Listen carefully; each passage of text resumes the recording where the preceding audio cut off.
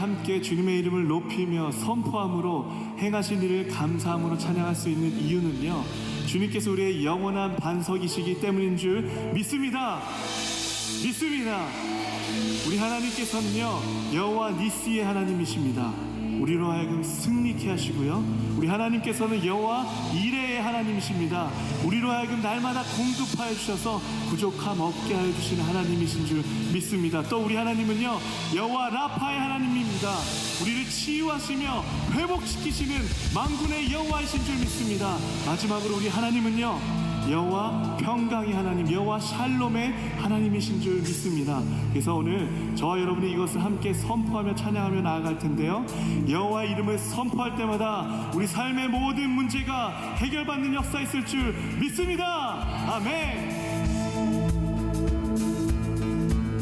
저를 따라서 제가 선창하고 여러분들 후창해 보겠습니다.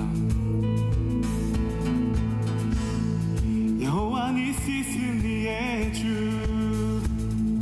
여호와 니시 승리의 주, 여호와 이레 공급자, 여호와 이레 공급자, 아멘. 여호와 라파 치료의 주, 더 큰 목소리로 여호와 샬롬 평강을,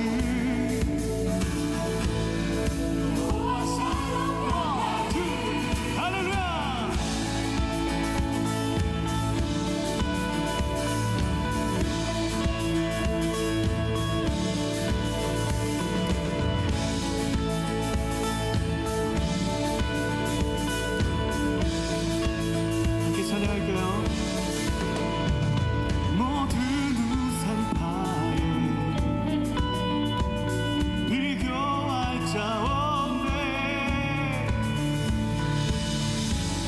유일한 주 이름 여호와, 여호와. 다같이 주의 아멘. 모든 물러가네. 유일한 주 이름 여호와, 여호와.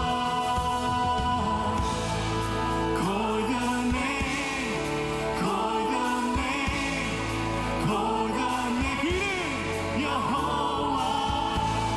모든 찬양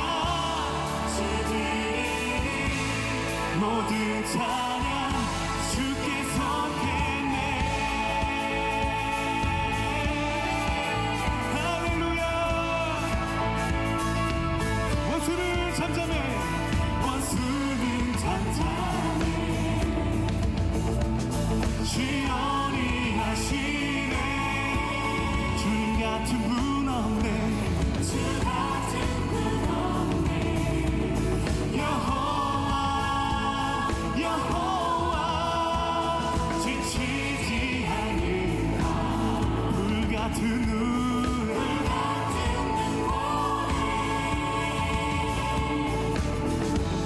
주 같은 분 없네. 여호와. 다시 한번 원수는 잠잠해, 원수는 잠잠해. 시온 위하시네.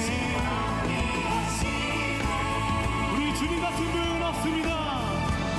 주 같은 분 없네. 그 이름 여호와,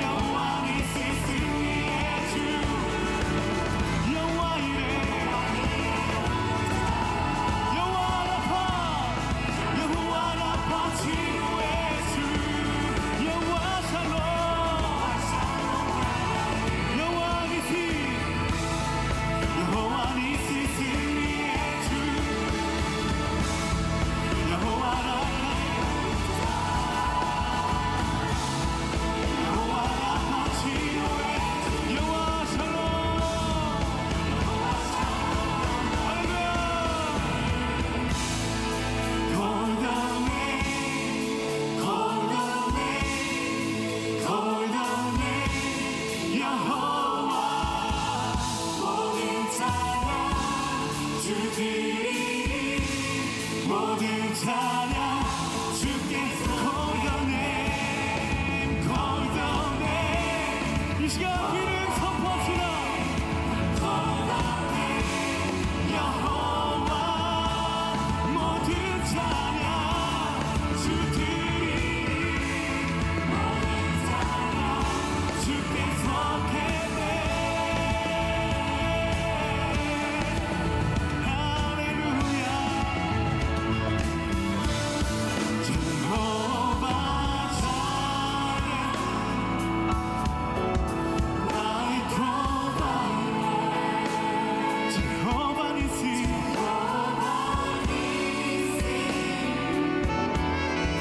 Lord you reign in victory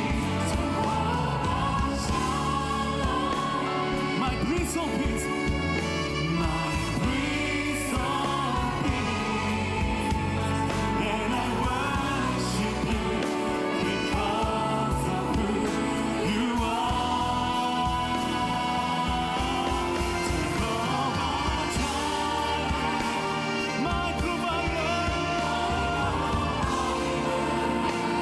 Jehovah Nissi Lord you reign in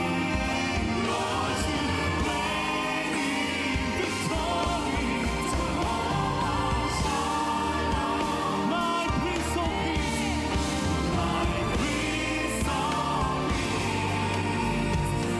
I worship you because of who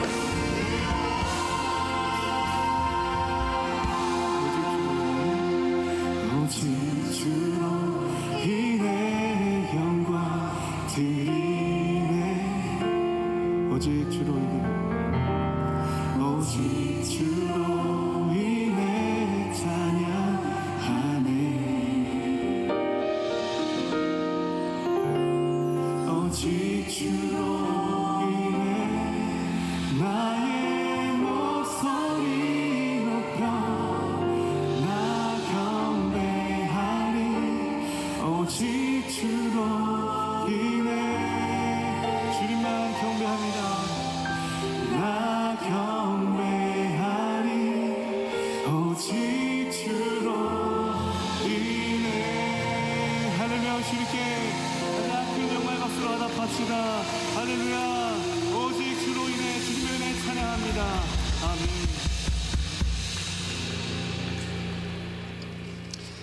다 함께 기도드리겠습니다.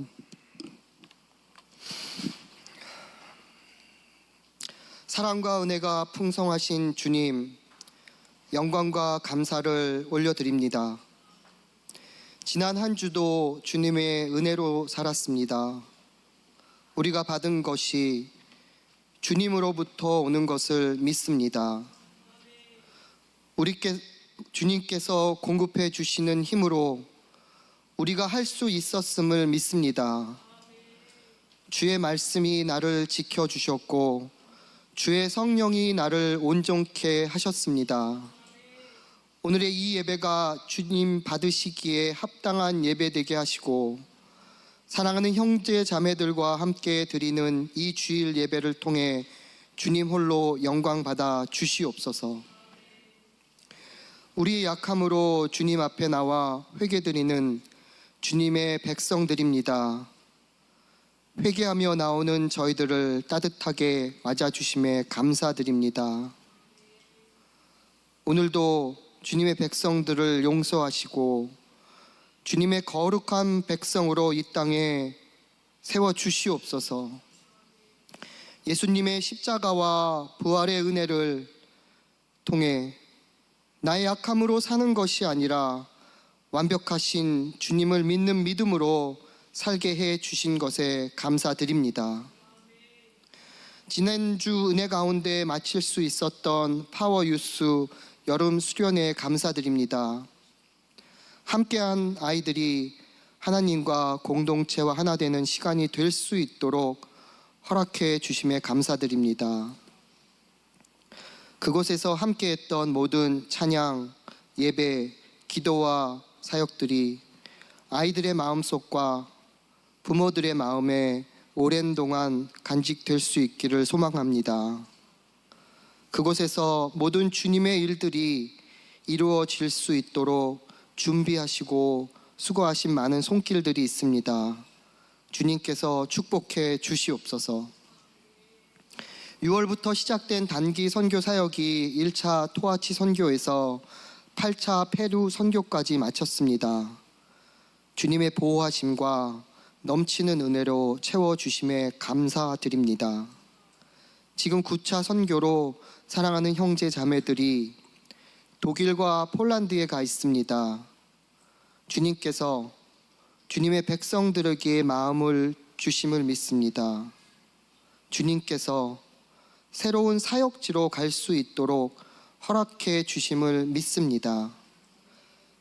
난민 사역을 위해 떠난 우리 사랑하는 형제 자매들을 주님께서 축복하여 주시고 주님의 큰 사랑을, 주님의 복된 소식을 어떤 어려움도 이겨내며 담대하게 잘 전할 수 있도록 지켜 주시옵소서. 그리고 우리들의 세미한 교회 물질과 기도가 그곳에 있는 어린 영혼들과 그들 가정들을 위해서 흘러갈 수 있도록 도와주시옵소서.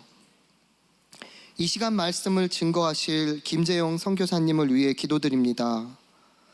단위에 세우실 때 성령 충만하게 하사 담대하게 저희에게 필요한 말씀을 증거하게 하시고 주님의 사랑과 은혜 그리고 우리를 향한 소망과 소명을 깨닫게 되는 말씀의 시간 되게 도와주시옵소서.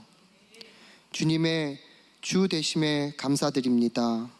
이 모든 기도 살아계신 예수 그리스도의 이름으로 드렸습니다. 이 시간에는 하나님께서 우리에게 주시는 말씀 성경 봉독하도록 하겠습니다. 다 함께 일어나셔서 히브리서 11장 33절부터 40절 말씀, 제가 한 절 여러분들이 한 절 교독하도록 하겠습니다.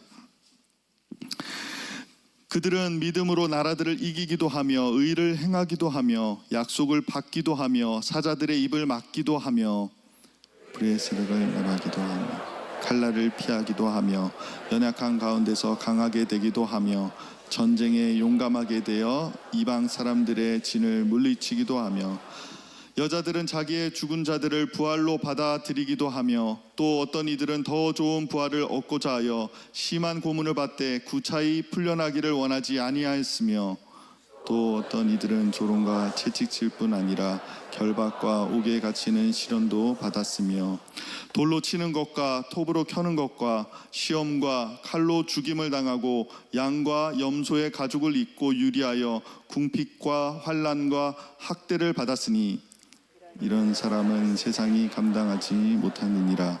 그들이 광야와 산과 동굴과 토굴에 유리하였느니라. 이 사람들은 다 믿음으로 말미암아 증거를 받았으나 약속된 것을 받지 못하였으니 이는 하나님이 우리를 위하여 더 좋은 것을 예비하셨은즉 우리가 아니면 그들로 온전함을 이루지 못하게 하려 하심이라. 아멘. 살아계신 하나님의 말씀입니다. 다 함께 자리에 앉아주시기 바랍니다. 이 시간에는 특별한 분을 소개하도록 하겠습니다. 브라질 마카파 땅에서 선교 사역을 하고 계신 김재영 선교사님이신데요, 우리 세미한교회 협력 선교사님이시고 또 저희가 여름 단기 선교로 많은 지역을 가고 있는데 그 중에서 브라질 선교팀 그리고 페루 선교팀을 함께 해주시고 인도해 주신 귀한 우리 김재영 선교사님이십니다. 제가 브라질에서 10일 동안 함께 선교사님과 현지에서 선교 사역을 감당하면서 선교사님 선교하는 모습을 보면서 많이 배웠습니다. 이 선교사님을 보면서 정말 선교의 진심이시구나, 복음의 진심이시구나, 영혼의 진심이시구나 하는 마음을 많이 느끼고 배웠습니다. 우리 김재영 선교사님 그리고 이주현 선교사님 같이 오셨는데 자리에서 일어나시고 앞으로 나오실 때 큰 박수 부탁드리겠습니다. 이주현 선교사님, 선교사님, 감사합니다. 감사합니다.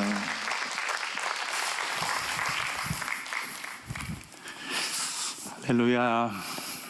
네, 이렇게 다시 한번 이 강단에 서게 해주신 우리 담임 목사님과 또 온 교회에게 감사를 드립니다. 단기 선교를 마치고 이렇게 사랑하는 세면교회 성도님들과 함께 예배를 드릴 수 있는 것이 너무나 행복합니다.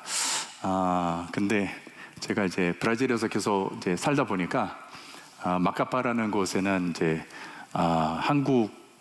한국인들이 없습니다. 저희 가족뿐만 있어서 이제 말씀을 이제 한국말로 전하는 것이 그렇게 많은 기회가 없습니다. 그래서 한국말로 설교할 때마다 울렁증이 좀 올라오는데 1부 때 해갖고 2부 때는 괜찮을 줄 알았는데 또 다시 올라네요. 그래서 좀 죄송한 말씀을 드리고 여러분의 양해를 구합니다. 그래서 제가 무슨 말을 할지 저도 지금 정신이 없어갖고 그냥 믿음으로 들어주셨으면 좋겠습니다. 주님만 기대하시고 저를 절대 기대하시면 안 됩니다. 주님만 기대하십시오. 네, 세면교회가 저희 브라질 마카파에 이제 벌써 3년째 팀을 보내고 있는데요. 정말 대단한 것 같습니다. 브라질 마카파까지 오는 것 자체가 30시간 이상 이제 걸리는데 그 자체가 선교인 것 같습니다. 근데 마카파 도시에서 중점적으로 사역하는 것이 아니라 마카파에서 배를 타고 또 더 오지인 강변 마을에 들어가서 사역하고 있습니다. 제가 아니라 선교팀이 그렇게 하고 있습니다. 그래서 저는 참 이 선교팀이 대단한 것 같습니다. 사실상 이번에 제가 이제 브라질 팀이나 페루 팀에게 너무나 죄송한 마음이 좀 많았습니다. 그 이유는 제가 이제 선교 기간 동안에 몸이 좀 안 좋아져서 참 이제 그 팀들하고 같이 활동을 하지 못했습니다. 그래서 이제 팀들이 참 저를 위로한답시고 푹 쉬라고 하면서 이제 벌써 3년째 됐으니까 이제 본인들이 할 수 있다라는 거예요. 그래서 성교사님 푹 쉬세요 하고 이제 저는 그걸 곧이곧대로 믿고 푹 쉬었습니다. 그래서 참 이런 선교사가 없을 거예요. 선교팀을 받고 푹 쉬는 선교사는 아마 제가 유일할 겁니다. 아무튼 이제 이렇게 귀한 그런 선교팀들을 계속 보내주셔서 너무나 감사합니다.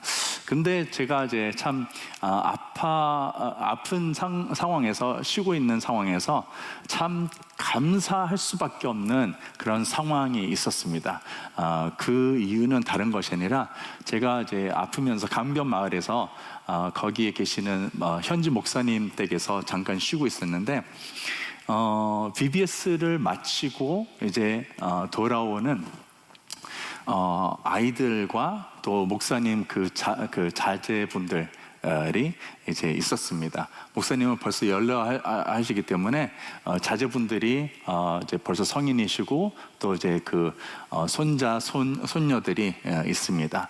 근데 손녀들이 너무나 신나게 이렇게 돌아오면서 뭐 이제 오늘 할아버지 오늘 이거 했고 이거 배웠고 뭐 또 이렇게 크래프트리 이런 거 했습니다. 막 자랑하면서 보여주고 그리고 막 선물도 이제 뭘 받았는지 서로 비교하면서 나 왜 이거 안 줬어, 막 저거 안 줬어, 뭐 이런 식으로 서로 이렇게 선물을 쉐어하는 그러한 이제 장면들을 봤습니다. 그래서 너무나 귀엽고 너무나 사랑스러웠는데 제 마음을 뭉클하게 하고 감동을 줬던 이제 그 부분은 그 장면이 아니라 목사님의 며느리가 배에서 이제 부둣가로 이제 올라오는데 거기서부터 감탄의 연발이었습니다. 딱 배에서 이제 내리는데 우와 뭐 이런 식으로 계속 감탄해하면서 하는 거예요. 그래서 왜 저럴까 좀 싶었는데 나중에 들어보니까 이런 이야기를 하더라고요. 와, 저 한국 사람들 정말 지칠 줄 모르는구나. 와, 한국 사람들, 와, 정말 대단해. 왜냐면은 거기가 되게 덥거든요. 엄청 더운데, 물론 이제 온도는 달라스가 더 뜨거운 것 같습니다. 근데 거기는 너무나 습해갖고 습도가 95도 정도가 됩니다. 그 정도면은 벌써 느낌이 오죠. 엄청 덥습니다. 체감 온도가 섭씨로 한 45도 정도, 그 정도가 되는 것 같습니다. 그래서 우리 팀이 이제 VBS를 8시부터 시작해갖고 오후 2시 반까지 이제 했는데, 그 며느리가 얘기하는 것이 이런 거예요. 처음부터 VBS 시작할 때부터 이 팀원들이 텐션을 최고로 올리고, 와, 그 텐션을 계속 유지하면서 끝까지 이제 한다라는 것을 표현하면서 막 감탄해 하는 거예요. 그러면서 뭐라 그랬냐면은, 우리도 현지에 살고 있는 우리도 이렇게 하면 쓰러지는데, 와, 저 한국 사람들은 야, 장난 아니네. 와, 그러면서 그 이야기를 듣는데 너무나 감동스러웠어요. 감동이 막 북받치었는데 눈물이 찔끔 이렇게 흘렸습니다. 너무나 기뻐서, 정말 너무나 자랑스럽고 너무나 뿌듯하고, 정말 세미한 팀이 정말 대단해 보였습니다. 근데 한편으로는 그런 세미한 팀이 너무나 안쓰럽고 너무나 그냥 미안할 뿐이었어요. 왜냐면은 얼마나 힘든지 저는 알거든요. 그 자리에 있다는 것만으로도 벌써 힘든데, 텐션을 최고조로 올리고 그것을 끝까지 이어갔다라는 것은 정말 제가 봤을 때도 너무나 제가 미안할 수밖에 없었던 것 같습니다. 근데 브라질 팀만 그런 것이 아니라 페루 팀도 그 추운 날씨였던 리마에서 정글로 저희가 이제 들어갔는데, 추운 데서 갑자기 더운 데로 가면 힘들잖아요. 축 처지잖아요. 근데 그럼에도 불구하고 계속 사역을 정말 최고로 이제 이어갔던 팀을 만나게 되었습니다. 정말 이 세미한교회 모든 성도님들이 정말 장난 아닌 것 같습니다. 정말 대단한 분들만 여기 모인 것 같습니다. 그래서 여러분, 그 팀들, 그 선교팀들을 이제 선교팀들이 다시 돌아올 때 맞아주실 때 정말 여러분 축복해 주시고 축하해 주시고 감사하다는 인사를 좀 마음껏 해 주셨으면 좋겠습니다. 왜냐하면 팀들이 그냥 가는 것이 아니라 정말 최고의 섬김을 주러 이제 가는데, 그것은 정말 거기 가지 않고서는 이해할 수가 없습니다. 그래서 아직 선교를 가보지 않으신 분들 꼭 한 번씩 가주셨으면 좋겠습니다. 네, 세미한 교회가 지금 벌써 이제 9번째 단기 선교팀을 이제 보내고 있는데요. 이제 수요일에 돌아오죠. 마지막 이 유럽 팀이. 근데 국내 선교와 해외 선교로 9팀을 파송하는 것은 요즘 우리가 살고 있는 이 시대에서 참 흔히 볼 수 없는 광경입니다. 많은 교회들이 있지만은 많은 교회들이 많은 선교팀들을 보내지는 못합니다. 아무리 교회가 크고 이제 재력이 많다고 해도, 돈이 많다고 해도 그것 때문에 선교를 할 수 있는 것은 아닙니다. 정말 교인들이 마음을 합하여 함께 선교에 동참하지 않으면은 선교가 이루어질 수가 없습니다. 그래서 제가 볼 때는 정말 세미한 교회가 하나님의 큰 축복을 받은 교회인 줄로 믿습니다. 작년에는 8팀이었는데 금년에는 9팀이에요. 그러면 내년에 어떻게 될까요? 10팀? 아니에요. 제 생각에는 12팀 정도는 나갈 것 같습니다. 주님이 어떻게 하실지 모르겠습니다. 제가 이렇게 말씀드리면은 어떤 분들은 되게 부담스러워서 뭐 12팀? 장난 아니네? 미쳤어? 응? 헌금은 어떻게 하라고? 내가 헌금을 더 해야 돼? 아니야. 차라리 다른 교회 가겠어. 뭐 이렇게 생각하시는 분들이 있을 것 같아요. 그런데 오늘 이 말씀을 통해서 여러분의 마음이 확 달라져서 여러분의 지갑이 활짝 열리는 은혜가 있기를 축복합니다. 아멘 안 하신 분들은 주님께서 개인 면담을 또 하실 것 같습니다. 네. 오늘 우리가 읽었던 본문을 보면은 본문 중에서 38절이 가장 중요한 본문인 것 같습니다. 우리 한번 큰 소리로 같이 읽어볼까요?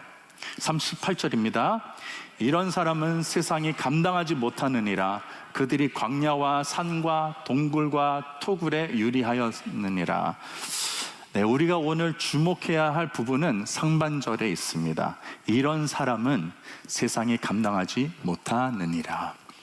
저는 개인적으로 세상이 감당하지 못할 사람들이 이 세미한 교회에 가득 넘치기를 축복합니다. 그런데 이 세상이 감당하지 못할 사람은 과연 어떤 사람들일까요? 오늘 본문을 통해서 알 수 있는데요. 제가 한번 읽어드리겠습니다. 33절부터입니다. 그들은 믿음으로 나라들을 이기기도 하며 의를 행하기도 하며 약속을 받기도 하며 사자들의 입을 막기도 하며 불의 세력을 멸하기도 하며 칼날을 피하기도 하며 연약한 가운데서 강하게 되기도 하며 전쟁에 용감하게 되어 이방 사람들의 진을 물리치기도 하며 여자들은 자기의 죽은 자들을 부활로 받아들이기도 하며 또 어떤 이들은 더 좋은 부활을 얻고자 하여 심한 고문을 받되 구차히 풀려나기를 원하지 아니하였으며 또 어떤 이들은 조롱과 채찍질 뿐 아니라 결박과 옥에 갇히는 시련도 받았으며 돌로 치는 것과 톱으로 켜는 것과 시험과 칼로 죽임을 당하고 양과 염소의 가죽을 입고 유리하여 궁핍과 환난과 학대를 받았으니. 가만히 보니까 33절에 이 세상이 감당하지 못할 사람의 특징을 얘기하고 있습니다. 이 사람들은 어떤 사람들입니까? 바로 그들은 믿음으로 라고 얘기하고 있습니다. 네, 믿음으로 사는 사람들을 이야기하고 있습니다. 우리가 너무 잘 알고 있듯이 히브리서 11장은 믿음의 영웅들을 나열을 하고 있죠. 근데 이 영웅들은 결코 본인들의 힘에 의해서 살아간 사람들이 아닙니다. 하나님을 만난 후에 하나님의 그 은혜로 말미암아 그들의 인생이 완전히 뒤바뀐 그러한 사람들을 말하고 있습니다. 한번 볼까요? 아브라함, 이삭, 야곱. 과연 이 사람들은, 이 믿음의 사람들은 과연 처음부터 하나님의 사람답게 살았을까요? 아니죠. 우리가 너무나 잘 알고 있듯이 이 세 사람은 정말 연약하고 정말 불쌍한 인생들이었습니다. 그런데 하나님을 만난 이후로 그들의 삶이 바뀌었습니다.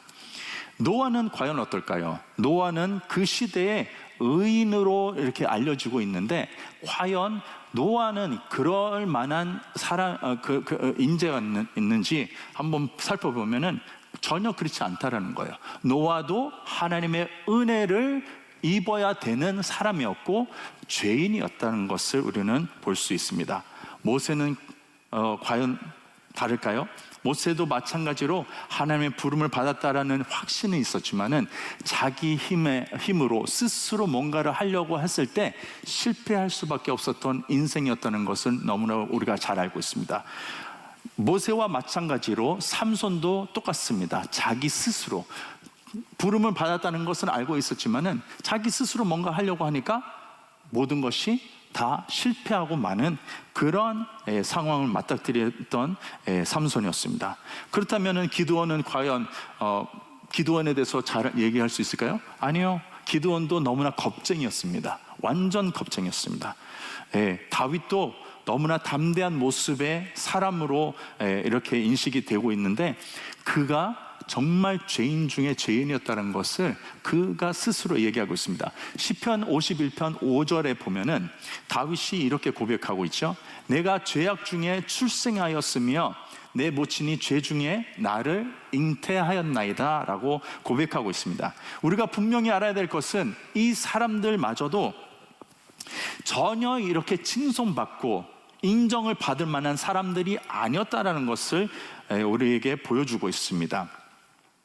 그래서 이들이 다른 사람들보다 뛰어난 것처럼 보이는 것은 그들이 뭔가 해서가 아니라 그것은 오직 하나님의 은혜였다는 것을 우리는 알아야 될 거고요. 그리고 하나님이 그들로 살아가게 하시고 그들을 만났을 때 하나님께서 빚어가면서 결국에는 믿음의 위인으로 만들어 가셨다는 것을 우리는 깨달아야 될 줄로 믿습니다. 그렇다면 믿음이란 과연 무엇인가요? 믿음은 히브리서 11장 1절의 말씀처럼 바라는 것들의 실상이요 보이지 않는 것의 증거라고 얘기하고 있습니다. 그런데 믿음이라고 했을 때 과연 무엇을 믿어야 합니까? 믿음에 대한 개념이 사실은 많이 혼돈되고 혼란스럽게 만드는 그런 부분 중에 하나입니다. 무엇을 바라면서 실상인 것으로 여겨야 합니까? 보이지 않는 것들의 증거? 너무나 막연하고 너무나 이렇게 막막한 그런 개념인 것 같습니다. 사실상 믿음이라는 것이 기독교에만 사용되는 언어가 아닙니다. 용어가 아닙니다. 무신론자들에게도 믿음이 있습니다. 그들이 믿는 바가 있습니다. 자신을 믿는 거죠. 즉 모든 사람은 믿는 대상이 있어요. 믿는 대상이 있는데 누구를 믿느냐, 무엇을 믿느냐에 따라서 우리의 인생은 바뀌게 됩니다. 우리의 인생의 방향이 달라지게 된다는 것을 볼 수 있습니다. 죄인은 스스로 믿으면은 허망에 빠질 수밖에 없는 존재입니다.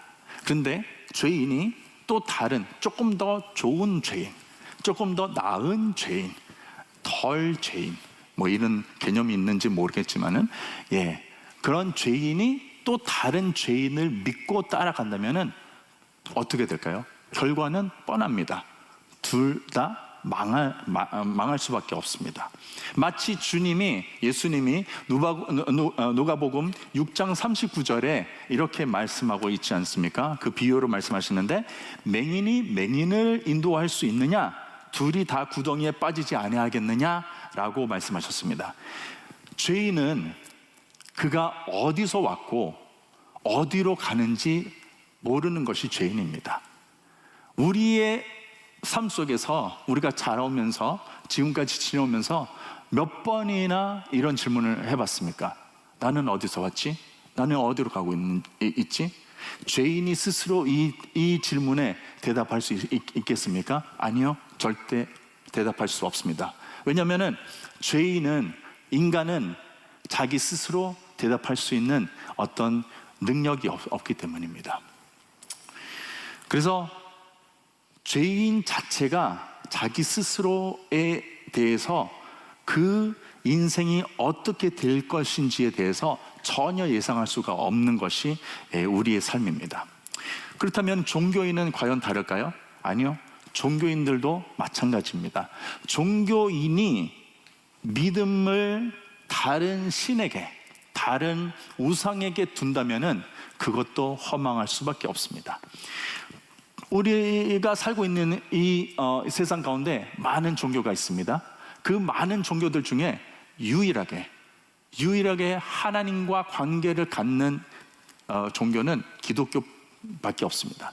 다른 모든 종교는 어떤 종교에서도 신이 사람을 사랑해서 그 모습대로 지은 바 됐다라고 얘기하는 그 종교는 없습니다.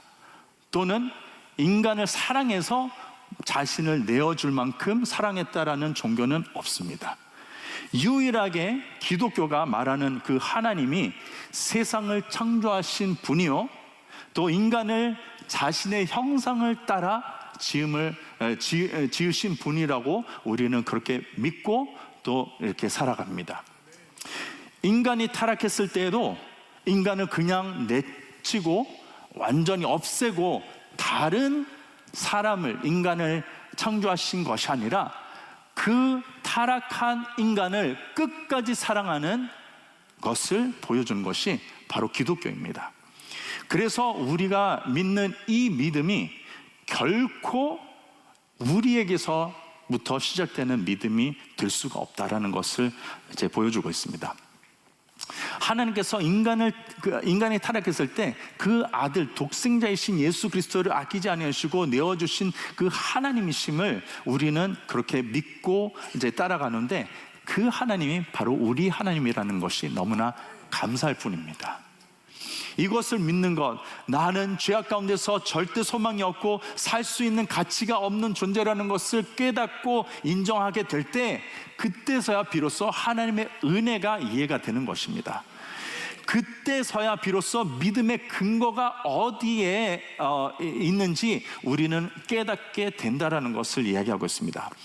그래서 하나님께서 우리에게 허락하시는 시련들은 저주가 아닙니다. 많은 사람들이 어떤 문제가 생기고 고난이 닥쳐오고 시련이 닥쳐올 때 이것이 마치 저주인 것처럼 그렇게 반응하는 분들이 많습니다. 교회 안에서 얘기하고 있습니다. 그러나 그 모든 시련과 고난들이 우리에게 저주가 아니요, 오히려 그것이 하나님의 은혜라는 것을 우리는 깨달아야 됩니다. 왜냐하면 그런 시련과 그런 고난을 통해서 우리의 힘으로는 아무것도 할 수 없다는 것을 깨닫게 되기 때문입니다. 그것을 깨달았을 때 인간은 하나님을 찾게 됩니다. 하나님을 찾을 수 있는 방법이 좋은 말로 할 때 말 안 들으니까 주님께서 그렇게 고난을 허락하시는 겁니다.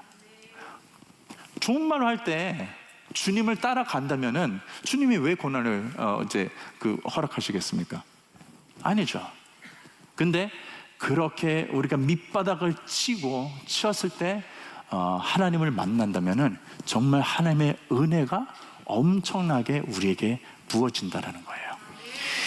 그래서 나의 힘이 소진되고 나의 모든 것이 그렇게 다 끝나고 나는 더 이상 일어날 수 있는 힘이 없을 때, 우리가 두 손 두 발 들고 전부여 의지 없어서 손 들고 옵니다. 주 나를 외면하시면 나 어디 가리까.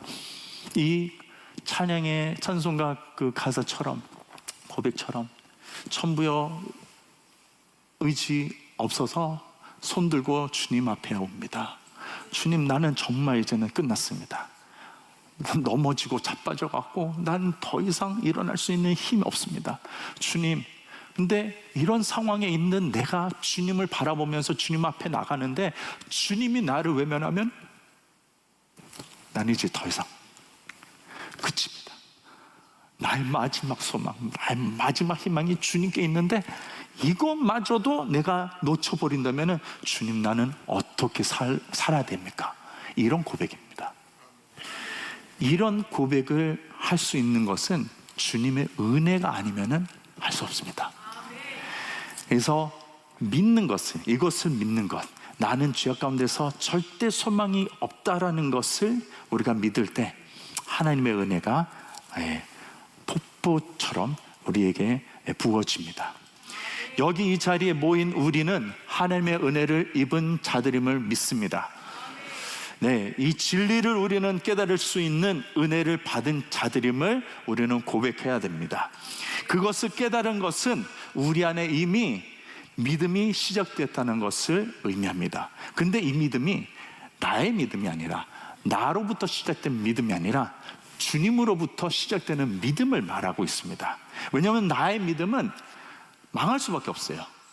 나로부터 시작되는 믿음, 내가 갈 수 있는 경지까지의 믿음은 너무나 리밋된, 제한된 믿음입니다. 그러나 주님으로부터 오는 믿음은 완전히 다릅니다. 그 근본 자체가 달라집니다. 그래서 우리의 믿음의 근거는 나에게서 찾을 수 있는 것이 아니라 주님께 있음을 우리는 알아야 됩니다. 그래서 히브리서 12장 2절의 말씀 우리가 같이 읽을 텐데요, 이 말씀을 보면은 우리 믿음의 근거가 확실해집니다. 한번 볼까요? 같이 읽겠습니다.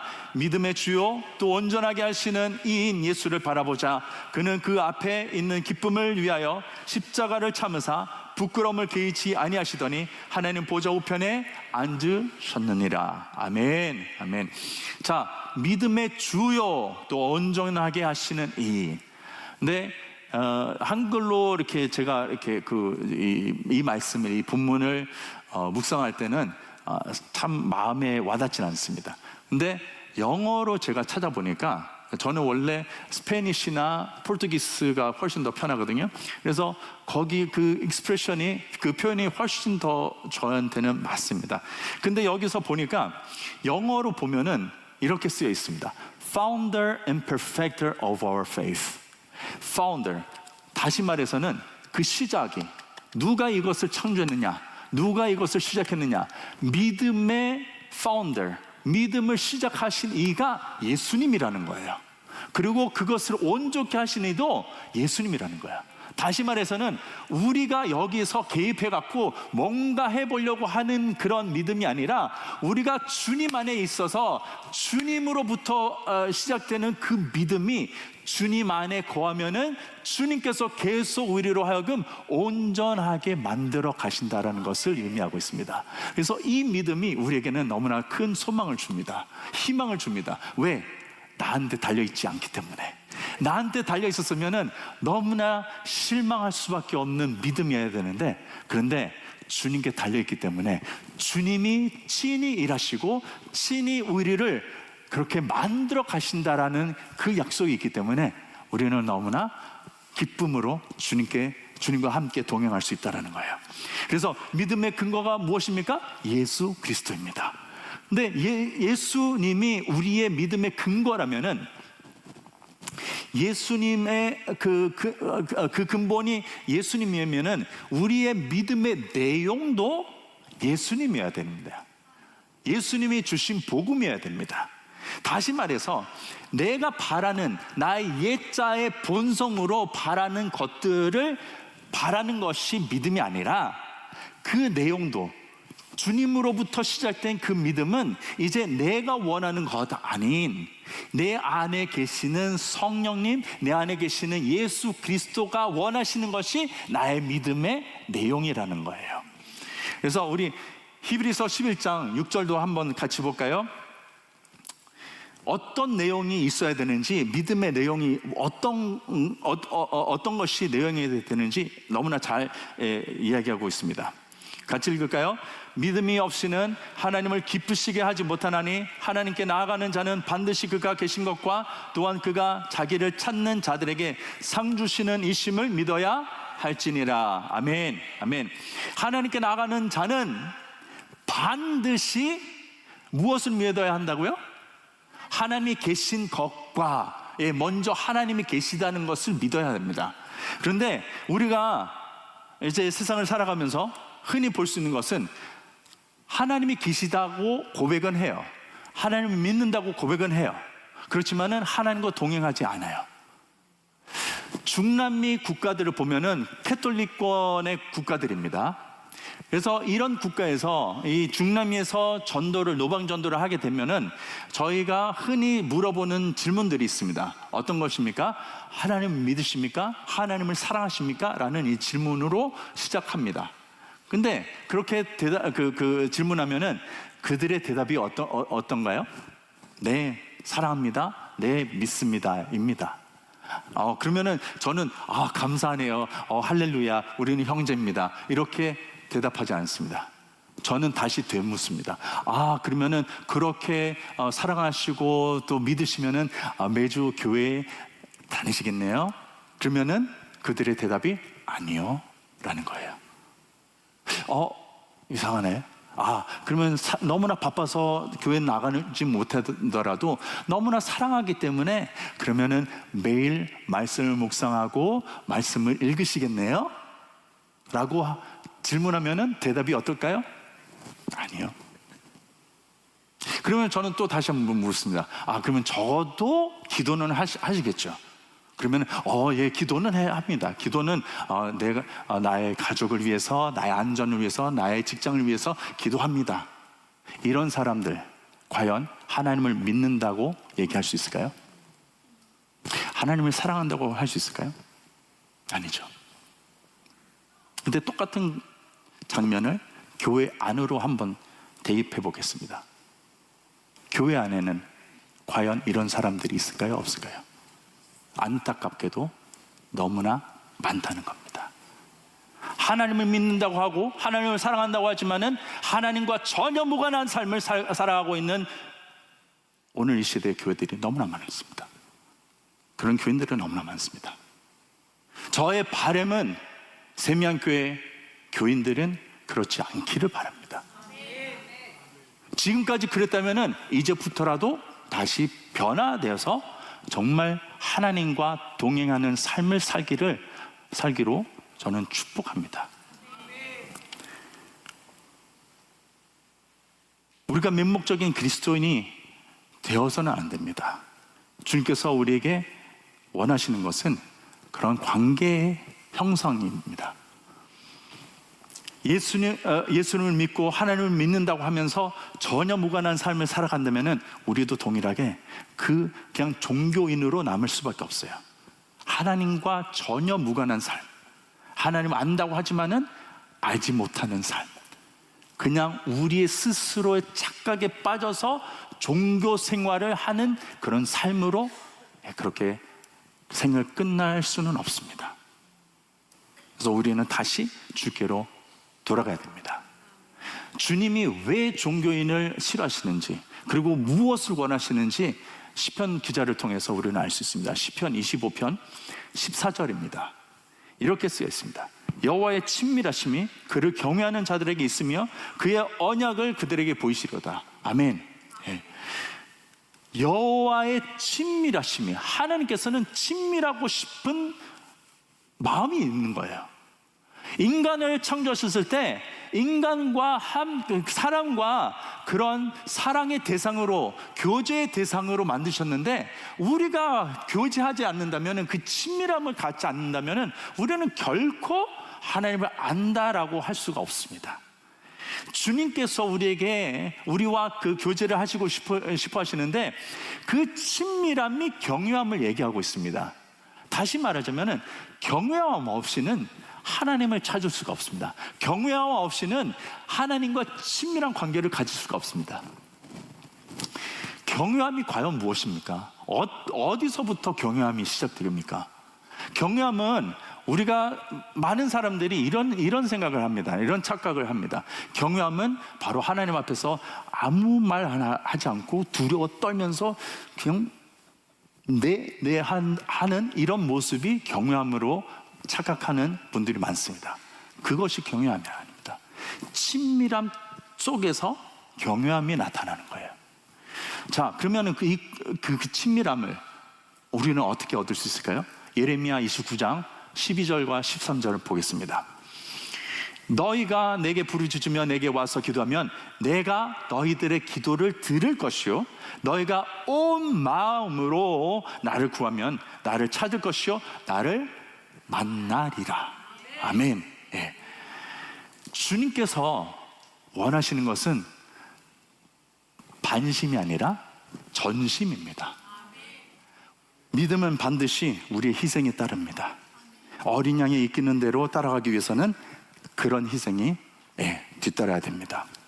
몇 주 전에 제가 영상을 보다가 찬송가 413장의 이야기를 좀 들었습니다. 이 찬송가의 작사하신 분이 호레이쇼 스페포드라는 분인데, 이분이 1800년대에 이제 그 무디 목사님과 동시대의 인물입니다. 정말 뉴욕에서 잘 나가는 변호사였고 돈을 정말 많이 버는 분이셨습니다. 근데 이분이 이제 그 시카고에서 이제 무디 목사님의 그 모든 사역을 잘 이렇게 후원하시는 분이셨는데, 이제 시카고에서 이제 별장 같이 이렇게 뭔가 이렇게 짓고 있었어요. 근데 거기에 이제 큰 화재가 일어나면서 다 이제 불이 타고, 근데 그 1년 전에 이제 그 일이 있기 1년 전에 그 아들이 이제 열병으로 이제 죽습니다. 그런 상황에서 너무나 이제 힘들고 마음이 힘드니까 이제 가족 여행을 유럽으로 가기로 작정했습니다. 그래서 유럽으로 가려고 모든 티켓을 배에서 이렇게 이제 타고 가기로 했는데, 그날 출발하는 날 이제 갑자기 무슨 급한 일이 있어서 처리하고 가야 되는 상황이 이제 왔습니다. 근데 그 가족들은, 아내와 4명의 딸들은 먼저 보내고, 그리고 이제 본인의 일을 마무리하려고 남아 있었습니다. 근데 일주일 후에 비보를 듣게 됩니다. 아내와 딸들이 타고 가고 있었던 그 배가 침몰했다라는 비보를 듣게 됩니다. 이런 상황에서 아내의 그 메시지를 받는데, 나 혼자 살아났습니다. 그래서 이 스패포드는 이제 영국으로 가서 아내를 이제 만나려고 갑니다. 배에 올라서 이제 출발하는데, 그 사건이 있었던 그 장소를 지나갈 때 선장이 이제 알림을 이제 주는 거예요. 여기가 바로 그 사건이 있었던 비극의 사건이 있었던 장소입니다. 그 이야기를 들었을 때 스패포드는 갑판 위로 올라가서 하염없이 바다를 쳐다보면서 사랑하는 딸들의 죽음을 애도하며 왜 본인에게 이런 일이 일어났는지, 하나님, 저 정말 열심히 하나님을 섬겼고 주님의 일을 했고 정말 믿음으로 살아왔었는데 왜 이런 고난을 나에게 줍니까? 정말 이해할 수 없는 상황이었어요. 너무나 마음 아파하는 그 상황 속에서 하루를 지나고 그 다음날 아침에 갑자기 말씀을 묵상하는데 이런 말씀이 다가오더라고요. 평안이라는 단어. 평안을 묵상하는데 지금 상황은 평안할 수가 없는 상황입니다. 사랑하는 4명의 딸이 죽은 그 자리 위에서 어느 부모가 평안할 수 있겠습니까? 근데 그것을 딱 그 말씀을 묵상할 때 갑자기 평안이 찾아오면서 쓰게 된 이 찬송가입니다. 내 평생에 가는 길 순탄해요. 늘 잔잔한 강 같은지, 그 풍파로 무섭고 어렵든지 나의 영혼은 늘 평안하다. 사랑하는 성도 여러분, 이런 상황에서 평안할 수 있겠습니까? 근데 스패포드는 이렇게 고백합니다. 내 영혼 평안해, 내 영혼 평안해. 평안할 수 있는 유일한 이유는 예수 그리스도 때문이었습니다. 그것을 고백한 사람이 믿음의 사람이었습니다. 여러분 지금 어떤 상황이십니까? 저는 어떻게 살아가고 계시는지는 잘 모르겠습니다. 그러나 스패포드처럼 믿음의 사람들은 세상의 어떤 역경 가운데서도 잠깐은 너무나 힘들고 고난 속에 정말 지쳐 있을지라도 주님께서 결코 이 사람을 놓치지 않고 포기하지 않습니다. 주님은 끝까지 붙들고 사랑하시겁니다. 그래서 평안을 주십니다. 오늘 우리가 이 세상을 살아가면서 맹목적인 그리스도인이 세상은 필요하지 않습니다. 세상이 필요한 사람은 하나님의 참된 아들, 딸입니다. 근데 그 아들, 딸이 어떤 사람이어야 되냐면 믿음의 사람이어야 됩니다. 정말 믿음으로 서서 이 세상과 맞서 싸워 살아가는 사람들이 필요합니다. 세상이 감당하지 못하는 그런 사람들이 필요합니다. 마치 우리가 선진들에 대해서 이야기하지만은 이 선진들이 오늘 바로 우리가 되어야 되는 겁니다. 다시 말해서 오늘 세상이 필요한 것은 다른 사람이 아니요, 바로 아벨을 필요합니다. 또 하나의 아브라함이 필요합니다. 또 하나의 이삭이 필요합니다. 야곱이 필요합니다. 노아가 필요합니다. 다윗이 필요합니다. 사무엘이 필요합니다. 다니엘이 필요합니다. 이런 사람들이 이 자리에서 일어나야 될 줄로 믿습니다. 믿음의 선진들처럼 세상이 감당하지 못하는 사람으로 서시고자 하는 분만 아멘합시다. 내 사랑의 주님, 오늘 이 고백을 받으시고 우리를 하여금 한 사람 같은 교회, 세상이 감당할 수 없는, 하지 못하는 교회로 우리를 일으켜 세워주시옵소서. 이런 마음으로 우리를 살아가게 될 줄로 믿습니다. 사랑하는 세미한 성도 여러분, 혼탁하고 어지러운 세상 가운데 유일한 소망은 교회입니다. 주님의 교회입니다. 믿음으로 살아가는 교회입니다. 그러나 교회 안에서 너무나 많은 교회들이 진정한 복음이 무엇인지 모른 채 살아가고 있습니다. 그냥 모이기만 하고 긍휼 사역을 하면서 그것으로 이미 그냥 충분하다라고 만족하는 교회들이 많습니다. 그러나 우리는 이것을 알아야 됩니다.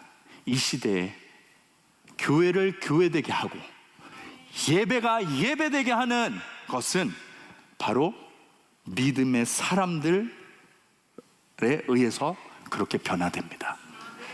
세상이 감당하지 못하는 세미한 교회여, 일어나세요.